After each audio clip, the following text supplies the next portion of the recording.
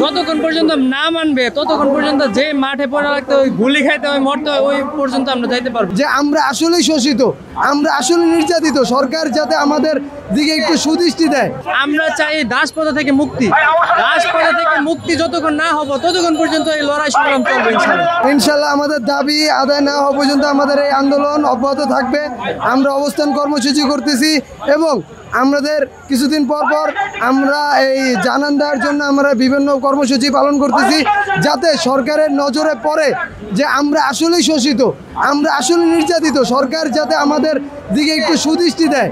আমরা চাই যে সরকারের আমাদের যদি আমাদের দিকে তাকায়, সরকারের আরও টাকা বেঁচে যাবে।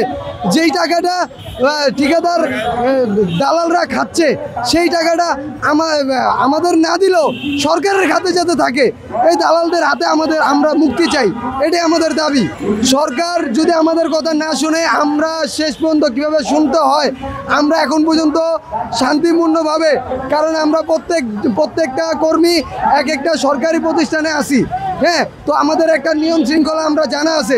এই কারণে আমরা শান্তিপূর্ণভাবে সরকারকে জানান দিতে চাই।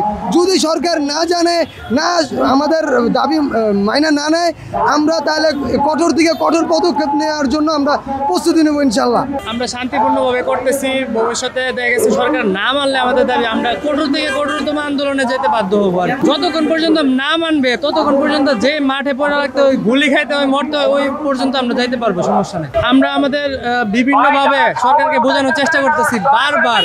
এই যে 5 আগস্টের পর থেকে এখন পর্যন্ত প্রায় 1 বছরের উপর হয়ে গেছে আমাদের দাবিগুলো বিভিন্ন মাধ্যমে, বিভিন্ন প্ল্যাটফর্মের মাধ্যমে, বিভিন্ন আন্দোলন, সাংবাদিক সম্মেলনের মাধ্যমে সব জায়গায় সচিব উপসচিব থেকে ধরে প্রত্যেকটা মন্ত্রণালয়ে আমরা পৌঁছে দিয়েছি আমাদের কথা, কিন্তু সরকার আমাদের বিভিন্নভাবে আশ্বস্ত করতেছে, কিন্তু কোনোভাবে আমাদের দাবি আদায় করতেছে। আমরা চাই দাসপ্রথা থেকে মুক্তি। দাসপ্রথা থেকে মুক্তি যতক্ষণ না হবো ততক্ষণ পর্যন্ত এই লড়াই সংগ্রাম চলবে ইনশাআল্লাহ। আমাদের দীর্ঘদিন যাবৎ ঠিকাদার তারা আমাদের জুলুম অত্যাচার করে, আমরা ঠিকাদার বাতিল চাই। আমাদের এখানে লেখা আছে 8 9 চুক্তি, এবার চাই মুক্তি। আমাদের লেখা যা মনে তা আমরা এটাই চাই। আমরা খুব দাসপ্রথা আছি, যাতে আমরা ঠিকাদার বাতিল চাই। ঠিকাদার যাতে আমরা ঠিকাদার চাই না, ঠিকাদার বাতিল চাই।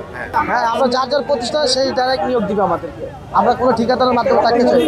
এটা আমাদের যারা বড় সিনিয়ররা আছে, আমরা যে সবাই মিলে আমরা আন্দোলন করতেছি। এখন দেখা যাক, আমাদের আশ্বাস দিয়ে রাখছে, এখন কতটুকু হয় এটা আমরা